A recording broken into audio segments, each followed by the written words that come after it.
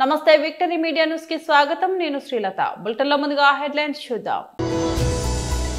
అన్న క్యాంటీన్ భవన నిర్మాణానికి శంకుస్థాపన చేసిన ప్రభుత్వ whip and MLA Toyaka Jagadeeswari. Tatarao, Dasari, Trinath, Bharathi, Ramesh, Latha, Gopalakrishna, Ramanamurthy, Atchannaidu ప్రమాణ స్వీకారం చేశారు.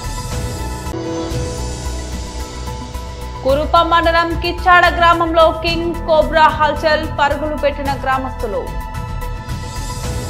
పార్వతీపురం మన్యం జిల్లా కురుపం మండల కేంద్రంలోని కోర్టు సమీపంలో అన్న క్యాంటీన్ భవన నిర్మాణం కొరకు సోమవారం ప్రభుత్వ whip and Kurupam MLA Toyaka Jagadeeswari శంకుస్థాపన చేశారు. ఈ సందర్భంగా ఎమ్మెల్యే జగదీశ్వరి మాట్లాడుతూ అన్న క్యాంటీన్ నిర్మాణం పూర్తయితే నియోజకవర్గ కేంద్రానికి వివిధ పనుల నిమిత్తం వచ్చే ప్రజలు తక్కువ ఖర్చుతో భోజనం చేయవచ్చని అన్నారు. 4 నెలల్లో అన్న క్యాంటీన్ భవన నిర్మాణ పనులు త్వరితగతిన పూర్తి చేసి అందుబాటులోకి తీసుకురావాలని అధికారులకు సూచించారు.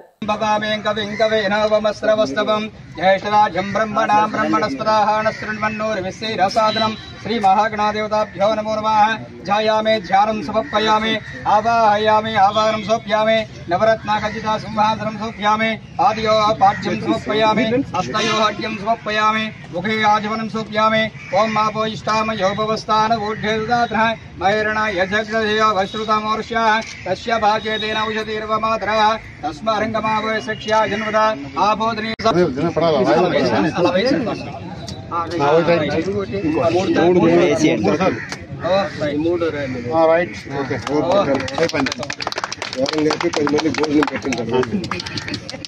ఫోర్ మంత్స్ పడుతుంది.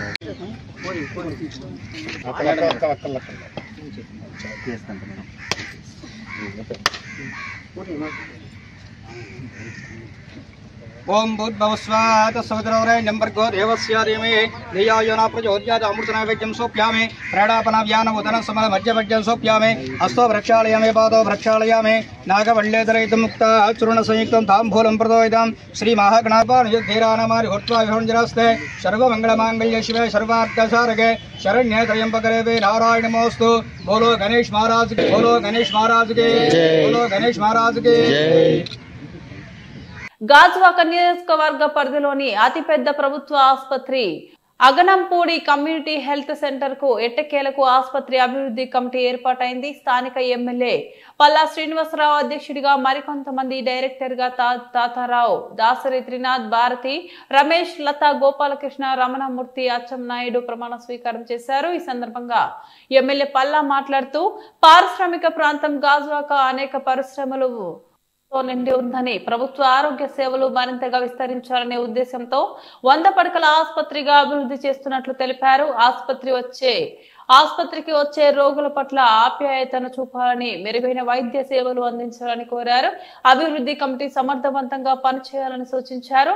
ఈ కార్యక్రమంలో ఆసుపత్రి సూపరింటెండెంట్ గోపాలకృష్ణ, డిసిసిబి చైర్మన్ కోన తాతారావు, కార్పొరేటర్లు ఇళ్ల వరలక్ష్మి, రౌతు శ్రీనివాసరావు, కూటమి నేతలు తిప్పల రమణారెడ్డి, కృష్ణంరాజు, దశేంద్ర, గంధం వెంకటరావు తదితరులు పాల్గొన్నారు. ఈరోజు హాస్పిటల్ కమిటీ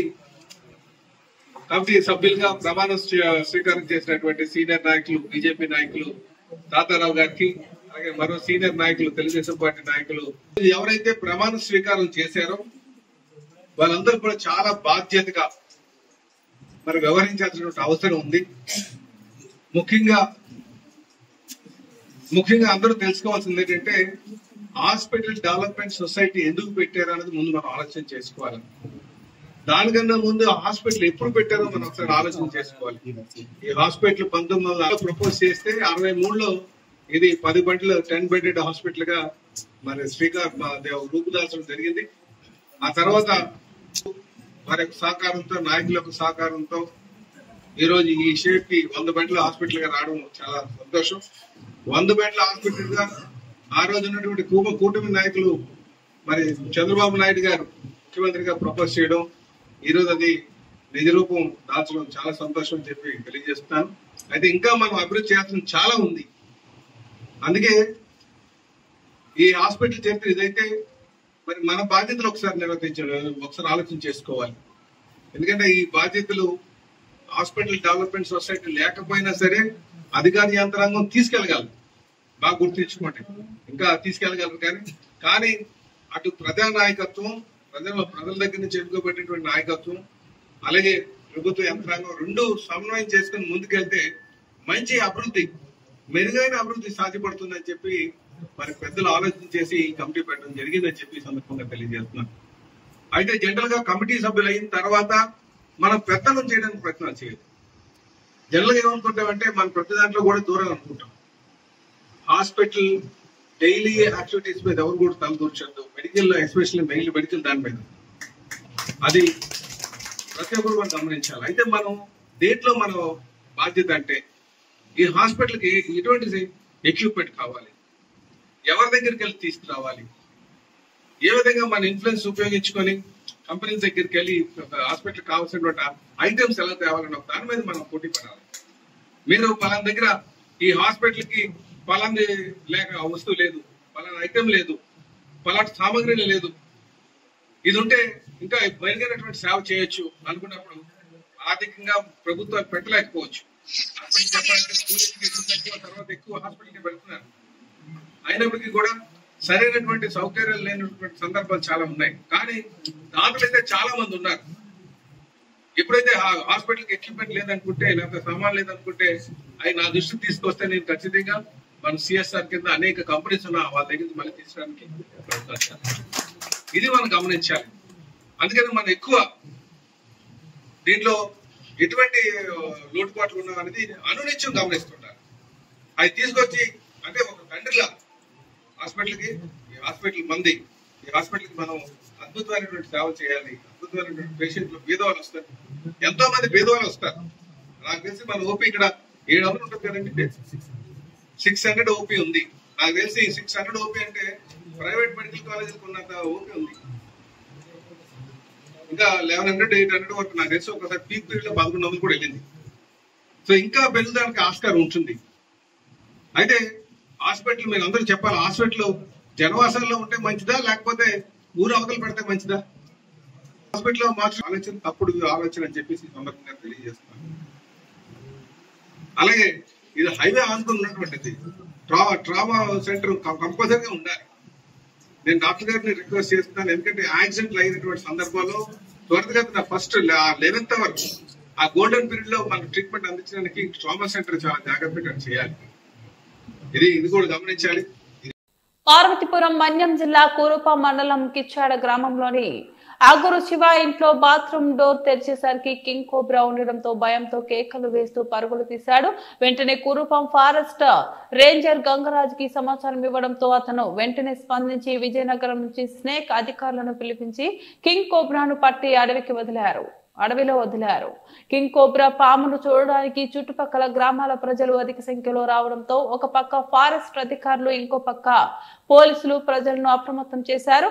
ఈ సందర్భంగా ఫారెస్ట్ రేంజర్ గంగరాజు మాట్లాడుతూ వన్యప్రాణుల సంరక్షణలో భాగంగా 13 అడుగులకు పైగా కింగ్ కోబ్రా పామును పట్టి ఎవరికి ఎటువంటి అపాయం రాకుండా ఉండాలనే ఉద్దేశంతో అడవిలో వదిలినట్లు తెలిపారు. ఇలాంటి విషపూరితమైన పాములు ఎక్కడ కనిపించినా సమాచారం తెలియజేయాలని ఫారెస్ట్ రేంజర్ గంగరాజు ప్రజలకు సూచించారు.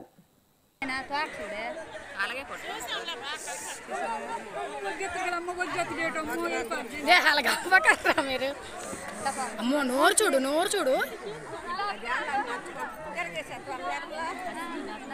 ఇప్పటికి చూడలేదమ్మా పెట్టాడు నాయన చూడే అలాగే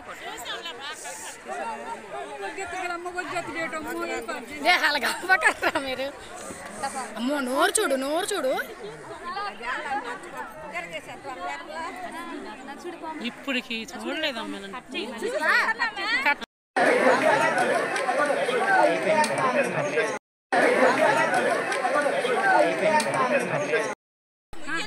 అమ్మ భగవంతుడు చూసావా తెలుసు